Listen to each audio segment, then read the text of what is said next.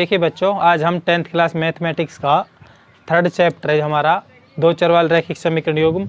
उसके अंदर 3.4 एक्सरसाइज है जो हमारी प्रश्नावली 3.5 जिसके अंदर बीज गुणनखंड विधि का प्रयोग किया गया है, क्रॉस मल्टीप्लिकेशन मेथड। ठीक है, 3.1 में हमें ग्राफ विधि समझाई गई थी 3.1 और 2 के अंदर। 3.3 के अंदर प्रतिस्थापन विधि का प्रयोग किया गया था। 3.4 के अंदर विलोपन विधि का प्रयोग किया गया था। अब 3.5 के अंदर क्रॉस मल्टीप्लिकेशन मेथड मतलब बीज गुणनखंड विधि का प्रयोग किया गया है। ठीक है, तो आज हम इसका बिल्कुल बेसिक्स 0 लेवल से हाई लेवल तक पढ़ेंगे। जिस बच्चे को ये एक बार समझ में आ गया तो क्वेश्चन 1 मिनट में सोल्व हो सकता है इस विधि से। ठीक है, बहुत ही अच्छी विधि है, तो ध्यान से देखना यहाँ पे और वीडियो शुरू से अंत तक देखना ताकि आपके कुछ समझ में बैठे। कुछ पॉइंट्स ऐसे होते हैं जो एक क्वेश्चन में क्लियर नहीं हो पाते, नेक्स्ट एग्जाम्पल्स जो हम लेते हैं उनके अंदर वो क्लियर हो जाते हैं। और जिस बच्चे को किसी भी सब्जेक्ट 10th क्लास के किसी भी सब्जेक्ट के अंदर कोई भी प्रॉब्लम हो, किसी भी चैप्टर्स के नोट्स चाहिए, कोई पर्सन सोल्व नहीं हो रहा है, तो उसका हमने एक टेलीग्राम ग्रुप बनाया हुआ है जिसका लिंक नीचे डिस्क्रिप्शन में है। जिस बच्चे को कोई डाउट हो वहाँ अपने उस टेलीग्राम ग्रुप को ज्वाइन करें और वहाँ पर अपना सवाल पुट करें कि मेरे को ये प्रॉब्लम है, तो आपको जल्द से जल्द वहाँ पे सॉल्यूशन प्रोवाइड किया जाएगा। ठीक है, तो यहाँ देखिए हम सबसे पहले क्या करते हैं, रैखिक समीकरण युग्म। पहली बात, रैखिक समीकरण युग्म क्या होते हैं, सबसे फर्स्ट ऑफ ऑल इनके जर्नल फॉर्म लिखते हैं। अभी हम सिर्फ बेसिक्स समझते हैं। तो यहाँ पे देखिए रैखिक समीकरण युग्म हमें किस तरह मिलेंगे। रैखिक जो समीकरण होती है हमारी इस तरह होती है, ax + bx + c = 0, है ना। और यहाँ है युग्म। युग्म का मतलब होता है यहाँ पे दो रैखिक समीकरण होंगी। ठीक है, यहाँ पे y होगा। ठीक है, यहाँ पे y = c = 0 मतलब दो समीकरण होगी। इनको आइडेंटिफाई करने के लिए कि पहली समीकरण कौन सी है, दूसरी कौन सी, तो यहाँ के जो गुणांक होते हैं उनका नाम पहली वाली के a1 b1 और c1 रख लेते हैं, दूसरी वाली के a2 b2 और c2 रख लेते हैं। ठीक है, इस फॉर्म में हमें क्या मिलेंगे, दोनों समीकरण मिलेंगे। ये समीकरण 1 रहेगी, ये समीकरण 2 होगी। ठीक है, अब हमें क्या करना है, अब नेक्स्ट बताएगा किसका अद्वितीय हल है, किसका कोई हल नहीं है। अद्वितीय हल और किसका कोई हल नहीं है, किसका परिमित रूप से अनेक हल है। और इनको आइडेंटिफाई करने के लिए इन तीनों अद्वितीय हल और जिसका कोई हल नहीं है या फिर जिसका अपरिमित रूप से अनेक हल है, इसको आइडेंटिफाई हमने 3.2 के अंदर ही करा दिया गया था। उसके अंदर क्या कराया गया था कि हम जो इनके गुणांक होते हैं इनके रेशियो निकाले गए थे कि a1/a2 करें, है ना, और b1/b2 करें, और ये दोनों बराबर नहीं बैठे हैं तो क्या होगा। पहला तो ये था। दूसरा ये था कि अगर a1/a2 करें, ठीक है, और ये b1/b2 के तो बराबर है लेकिन c1/c2 के बराबर नहीं है तो क्या होगा। फिर तीसरा था कि a1/a2 करें या फिर b1/b2 करें और c1/c2 करें, इनका रेशियो ले तो क्या होगा। मतलब ये 3 कंडीशन अवेलेबल थी हमारी इनके गुणांकों के डिपेंड के ऊपर। ठीक है, तो फर्स्ट ऑफ ऑल हमने क्या किया था कि अगर हमारा a1/a2 या b1/b2 मिले तो कौन सा हल होगा। ये 3 हल हैं हमारे पास। तो देखिए अगर ये कंडीशन आपको अवेलेबल होती, यहाँ से इनकी संख्या आ जाएंगी, a1/a2 यहाँ से निकाल लेना और उसके बाद में यहाँ इनको निकालने के बाद में आप वेरीफाई करना कि क्या आ रहा है। तो अगर ये कंडीशन आती है तो इस कंडीशन में होता है अद्वितीय हल। कौन सा हल होता है, अद्वितीय हल। ठीक है, कंडीशन नंबर 1, अगर a1 मतलब a1/a2 बराबर नहीं है b1/b2 के, तो इस स्थिति में हमारे पास अद्वितीय हल होगा। ठीक है, सेकंड कंडीशन ये थी कि अगर a1/a2 b1/b2 हो लेकिन c1/c2 नहीं हो तो रेखाएं समानांतर होती थी। और इस स्थिति में क्या होगा, देखिए इस स्थिति में होगा कोई हल नहीं होगा, कोई हल नहीं होगा। जहाँ पर रेखाएं समानांतर हो जाएंगी वहाँ पर वो कहीं पर भी क्रॉस नहीं करेंगी और इस स्थिति में उस समीकरण का कोई भी हल नहीं निकलेगा। ठीक है, लेकिन यहाँ पे देखो, यहाँ पे जब तीनों कंडीशन बराबर हों तो रेखाएं कैसी होती थी, समपाती होती थी। और इस स्थिति में अपरिमित रूप से अनेक हल होते हैं। कैसे होते हैं, अपरिमित रूप से अनेक हल। ठीक है, अनेक हल होते हैं। तो ये 3 कंडीशन है, इन तीनों कंडीशनों का यहाँ पर प्रयोग किया गया है। सबसे पहले तो अगर a1/a2 b1/b2 बराबर नहीं है तो अद्वितीय हल होंगे, और अगर a और b बराबर है, c बराबर नहीं है तो कोई हल नहीं होगा, और तीनों बराबर हैं तो अपरिमित रूप से अनेक हल होंगे। और जो पहला क्वेश्चन कहा गया है उसमें कहा गया है कि इनको चेक करो। जो रैखिक समीकरण हमारे युग्म है, पहली और समीकरण 2 है, एक पहली समीकरण दूसरी समीकरण, दोनों समीकरणों के गुणांकों की कंपेयर करो और उनसे ये निकालो कि कौन सी हमारी ये सूटेबल हो रही है। ठीक है, उसके बाद में उसको किस स्थिति से करना है, जब अगर अद्वितीय हल है, अगर ये कंडीशन आ रही है अद्वितीय हल वाली, तो उसे विर्ज गुणनखंड विधि से हल करना है। अब विर्ज गुणनखंड विधि क्या होती है उसका मैं फॉर्मूला यहाँ पे आपको बताता हूँ, है ना। विर्ज गुणन विधि, विर्ज गुणन विधि क्या होती है, देखो यहाँ पे हमारे पास ये 2 समीकरण होंगी। ठीक है, इससे अब इन तीनों से हम इनको आइडेंटिफाई करेंगे कि ये इनका हल कैसा होगा। ठीक है, इनका हल कैसा होगा, आइडेंटिफाई करने के बाद में अगर कंडीशन ये आती है तो हम विर्ज गुणनखंड विधि का प्रयोग करेंगे, अगर ये कंडीशन आती हैं तो हम विर्ज गुणनखंड विधि का प्रयोग नहीं करेंगे। यहाँ तक करने के बाद में सवाल को छोड़ देंगे। ठीक है, तो विर्ज गुणनखंड विधि किस तरह निकलती है, सबसे पहले देखिए विर्ज गुणनखंड विधि का फॉर्मूला हम क्रिएट करते हैं। यहाँ से देखो हमारे पास ये सारे गुणांक होंगे a1 a2 b1 b2 c1 c2। ठीक है, तो इनको हम किस तरह लिखते हैं, a1 को छोड़कर पहले हम लिखते हैं b1 b2। ठीक है, मतलब स्पेस देके एक लाइन का c1 c2। ठीक है, फिर a1 a2, उसके बाद में फिर b1 b2। इस तरह लिखने के बाद में इन दोनों के बीच में यहाँ पे डालो x और यहाँ इन दोनों के बीच में यहाँ डालो y और इन दोनों के बीच में यहाँ डालो 1। तो उसके बाद में इसको यहाँ क्रॉस करो, इसको यहाँ क्रॉस करो, इसको यहाँ पे और इसको यहाँ पे, इस तरह से इसको क्रिएट करो। ठीक है, अब हमारी यहाँ से सॉल्यूशन निकल के आ रहा है कि x है जो, उसके नीचे क्या लिखना है, उसके नीचे क्या गुणा करना है कि b1 और c1 c2। तो यहाँ पे होगा b1, ठीक है, गुणा में c2, ठीक है, और माइनस में b2 c1, क्या होगा b2 c1।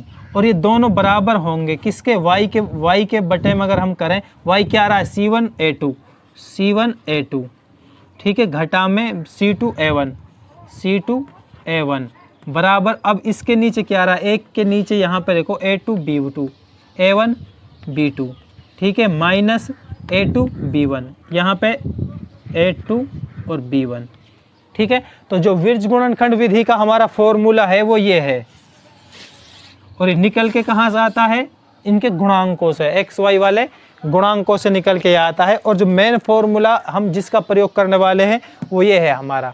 आप चाहो तो इसका डायरेक्ट प्रयोग कर सकते हो, आप चाहो तो इसका इस तरह दिखाकर भी प्रयोग कर सकते हो। ठीक है, जब हमारी इनका गुणांक अब ये तीनों बराबर आ चुके हैं, ठीक है, अब हम चेक करते हैं क्वेश्चंस को कि क्वेश्चन में इसको किस तरह पुट करना है। ठीक है, तो अब हम इनको देखते हैं। पहला क्वेश्चन देखते हैं, यहाँ पे करो, ये उतारो। ठीक है, यहाँ पे ये क्वेश्चन नंबर पहले का फर्स्ट पार्ट। ठीक है, इसमें हमारे पास दिया गया है कि x minus 3y minus 3 is equal to 0, 3x minus 9y minus 2 is equal to 0। इनके गुणांकों का रेशियो निकाल के हम चेक करते हैं कि a1 बटे a2 कितना आ रहा है, a1 1 है, a2 कितना है, यहाँ पे 3 है। ठीक है, अब यहाँ चेक करते हैं b1 बटे b1 कितना है, इसमें -3 -9, -3 बटे -9, माइनस माइनस कैंसिल, 3 एकम 3, 3 3 9, मतलब 1/3, 1/3 मतलब ये दोनों बराबर है। अगर ये दोनों बराबर है फिर हम नेक्स्ट चेक करते हैं c1 बटे c2, मतलब c1 कितना -3 -2, -3 और -2, यहाँ पे माइनस माइनस कैंसिल, आंसर आ रहा है 3/2, मतलब ये दोनों बराबर हैं, ये बराबर नहीं है। तो यहाँ हमारा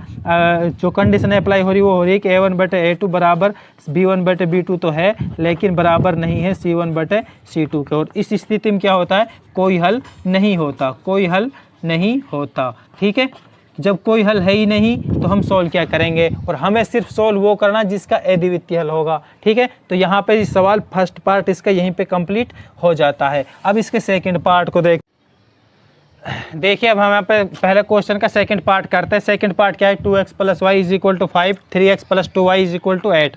लेकिन इसको करने से पहले हमारे c1 ने जो बराबर की इधर तरफ है, इसको इधर तरफ ले लेते हैं। तो हमारे यहाँ बनता है 2x plus Y is equal -5, ठीक है, इज इक्वल टू 0। समीकरण नंबर 1 रखो, यहाँ पे 3x प्लस में 2y minus 8 is equal to 0। समीकरण नंबर 2, ये समीकरण दोनों बराबर है, इससे कोई फर्क नहीं पड़ता, बराबर से इधर तरफ ले जाओ, इधर तरफ लाओ, लेकिन माइनस या प्लस की वहाँ देख लो। ठीक है, अब यहाँ चेक करते हैं कि हम a1 बटे a2 कितना है। a1 बटे a2 जब हम चेक करेंगे तो यहाँ आ रहा है 2/3। फिर चेक करेंगे कि b1 बटे b2 कितना है, B1/B2 कितना, यहाँ पे B1 है 1 और यहाँ B2 है 2, मतलब 1/2। ये दोनों को चेक करेंगे तो ये दोनों आपस में क्या हो रहे हैं, बराबर नहीं है। मतलब ये हुआ कि A1/A2 बराबर नहीं है B1/B2 के। और इस कंडीशन में क्या होता है, अद्वितीय हल होता है। कौन सा हल होता है, अद्वितीय हल होगा। ठीक है, जब अद्वितीय हल होगा, जिस स्थिति में हमें क्या करना है, अद्वितीय हल होगा, उस स्थिति से हमें विर्ज गुणनखंड विधि से सॉल्व करना है। अब हम क्या करेंगे, इसको विर्ज गुणनखंड विधि से सॉल्व करेंगे। ठीक है, अब विर्ज गुणनखंड विधि से यहाँ भी लिख भी सकते हो आप, विर्ज गुणन विधि से। अब विर्ज गुणनखंड विधि से करने के लिए हमें क्या करना होगा, सबसे पहले हमें यहाँ क्या करना, B1 हमारा जो फॉर्मूला था B1/B2 है ना, B1 क्या था इसमें 1 और B2 कितना था 2। B1 से चालू करना होगा, बस आप इतना ध्यान रख लो। B1 के बाद आता है C1 है ना, तो यहाँ हम C1 रखते हैं। C1 कितना हमारे यहाँ -5 और यहाँ कितना -8। फिर A1 कितना यहाँ पे 2 और 3। फिर वापसी B1 C1 और A1, फिर दोबारा क्या आता है A के बाद में A2, मतलब 1/2। इसके ऊपर x रखो, इसके ऊपर y रखो, इसके ऊपर 1 रखो। ठीक है, अब यहाँ पर इसके नीचे क्या क्या करना, यहाँ से यहाँ तक गुणा करो, मतलब 1 और 8, मतलब 1 की और 8 की गुणा करो। 1 गुणा में -8 के अगर हम गुणा करें, फिर उसको घटाएं किससे, इसको इससे गुणा करो, मतलब 2 गुणा 5, 2 गुणा -5। ठीक है, बराबर। अब y की तरफ आ जाओ, y के नीचे क्या लिखना हमें, यहाँ से यहाँ तक जाओ है ना, -5 गुणा में 3। ठीक है, एक ये बन गया। फिर माइनस करो इसको, -8 गुणा में 2, -8 गुणा में 2, इसको यहाँ पे करो। ठीक है, फिर बराबर में 1 के नीचे क्या है यहाँ पे, इसको यहाँ से, इसको यहाँ से, तो यहाँ 2 गुणा 2 करो। ठीक है, माइनस में 3 गुणा 1 करो। ठीक है, जब ये हम यहाँ तक लिख लेंगे, इसको लिखने के बाद में हमें क्या करना है कि x के बटे में क्या करना है, 8 गुणा 1 करेंगे, मल्टीपल करेंगे तो आंसर आएगा -8। यहाँ से 2 पंज 10, लेकिन माइनस का 10 है, -10 जब माइनस से मल्टीपल होगा तो क्या हो जाएगा, प्लस का 10 इज इक्वल टू। अब यहाँ देखो y के नीचे क्या आ रहा है, यहाँ 5 दिया 15, लेकिन माइनस का 15 आएगा, और यहाँ पे -8 और 2, 8 दूनी 16, और यहाँ माइनस हो जाएगा प्लस का 16 इज इक्वल टू। यहाँ देखो 1/2 दूनी 4 और 3 एकम 3, मतलब 4 - 3। ठीक है, ये सॉल्यूशन निकल कर आ रहा है। अब यहाँ देखिए, अब यहाँ हम आसानी से लिख सकते हैं कि x के बटे में क्या आ रहा है, 8 + 10 करेंगे तो प्लस का 2 बचेगा। यहाँ पे y के नीचे क्या आ रहा है, यहाँ देखिए, यहाँ इसका यहाँ कर लेते हैं वो। ठीक है, यहाँ देखिए, अगर हम यहाँ करते हैं x के यहाँ पे देखिए 10 से -8 होंगे तो यहाँ 2 बच गया। y के नीचे कितना बचेगा, यहाँ से करेंगे 16 - 15 तो 1 बचा, और 1/, यहाँ पे 4 - 3 करेंगे तो 1 हो गया। मतलब ये तीनों कंडीशन अभी हमारी ये निकल के आ चुकी हैं, और ये तीनों क्या है, एक दूसरे के बराबर हैं। तो अगर हम पहले इसको इसके बराबर रखते हैं, फिर इसको इसके बराबर रखते हैं, तो सब first of all x/2 is equal to 1/1, फिर रखते हैं y/1 इज इक्वल टू 1/1 है ना। इनको एक दूसरे को क्रॉस मल्टीपल कर दो यहाँ से, तो यहाँ से आंसर निकल के आएगा कि x इज इक्वल टू 2। ठीक है, और यहाँ से निकल के आएगी, इन एक दूसरे को क्रॉस करेंगे तो y इज इक्वल टू 1। तो हमारे यहाँ से दोनों वैल्यू निकल चुके हैं x और y की। तो x कितना हमारा 2 है और y कितना हमारा 1 है। यही था हमारा विर्ज गुणनखंड विधि से हम किस तरह सॉल्व करते हैं। फर्स्ट ऑफ ऑल क्या करना, दोनों समीकरणों को इस टाइप से लिखो कि C1 भी एक तरफ रहे और दूसरी तरफ 0 ही हो।